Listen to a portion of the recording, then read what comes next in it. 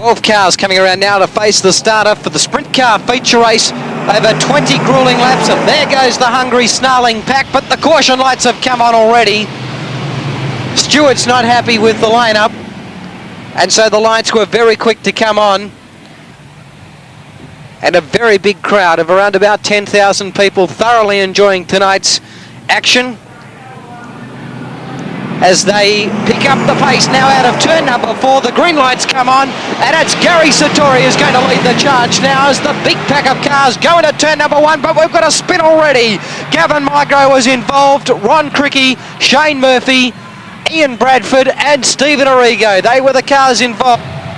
Drivers coming around now for a restart for event number 13. The sprint car feature race over 20 laps. We've been relegated down to just 10 cars. After that bingle on the first corner, pace goes on, green lights are on, and we're off and racing now, and it's Gary Sartori who's going to lead the charge as they go into turn 1 for the first time. Michael Lawton's up into second place, Shane Murphy's the fast mover, he goes up into third now as the charge goes on.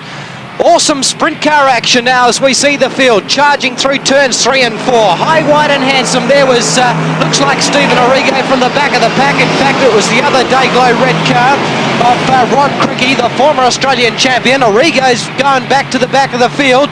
But as they charge off down the back straight now, the charge of the Light Brigade. And we've got Gary Sartori leading at the moment. Onto the main straight they come. Into second place goes Shane Murphy, minus the front wing. That was taken off in the first corner incident. Then we go back to Michael Lawton, putting in a great drive. Alan McCarthy, Des J. Nash, Sharon Marriott and Ron Cricky. But have a look at the pace at the front of the pack. Time's coming right down now. We're under 17 seconds a lap.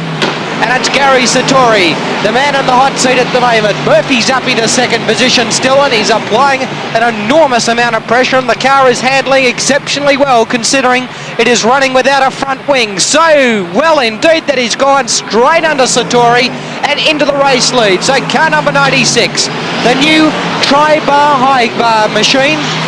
This car is built by his father, the very famous car designer and builder, and Jeff Murphy, out there working at a place called Race Car, situated in the Eurocar premises, the corner of Albany, corner of Canning Highway and Berwick Street in South Perth. And this man, as I said, he is one of the most renowned race car designers and builders, and at the moment his son is driving the latest creation to come out of the Murphy workshop, and that is the all-new tri-bar high bar machine. He's already established about a 15-car lead at the moment.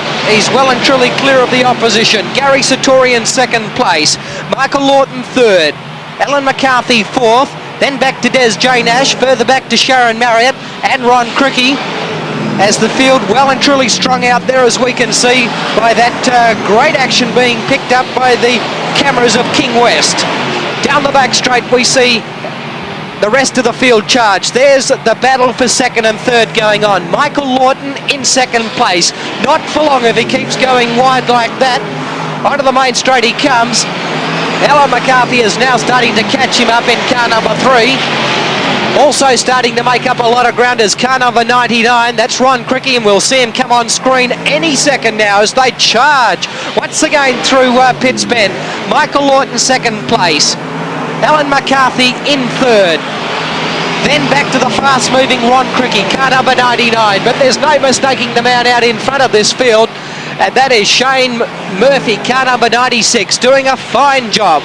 In fact, he is now the full length of the main straight in front of the rest of the field. Sartori in second place, Michael Lawton in third place, McCarthy fourth, Ron Cricky fifth.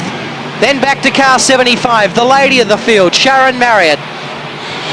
Her teammate is right behind her. That is car number 6, Ian Bonza Bradford.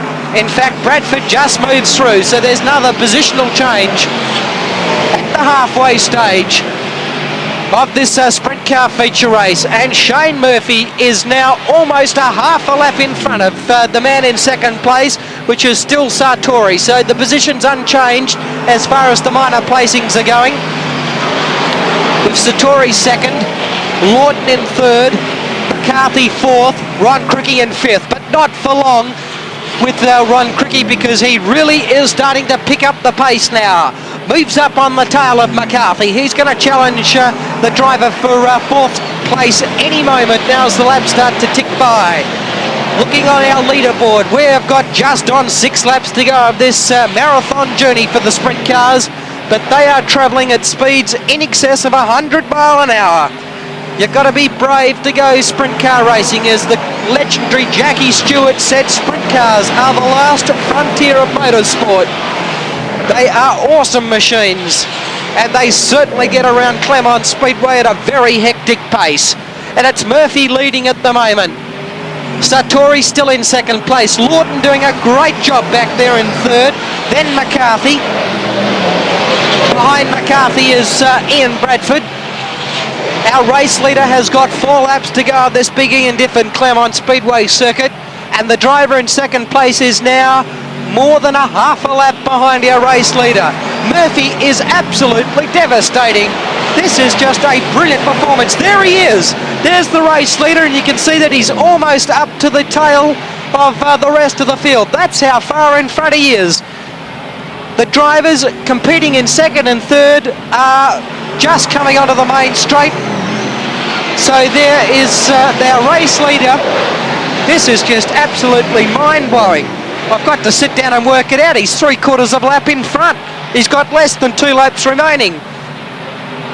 Murphy blitzing the sprint car feature race field at the moment. Sartori in second. Lawton in third. McCarthy fourth. Cricky back up to fifth. And our race leader, you wouldn't believe it, he's out of the event. Shane Murphy is out. The car has just expired, and I do not believe what I've just seen. That is a cruel stroke of luck, cruel thing indeed to happen to Shane Murphy, and lucky as far as Gary Sartori is concerned, because he has just inherited the race lead. So Gary Sartori is going to take this one out. How's that for Speedway racing? The changing fortunes of Speedway. In second place, Michael Lawton. In third place goes to Alan McCarthy. Then back to the fast charging Ron Cricky.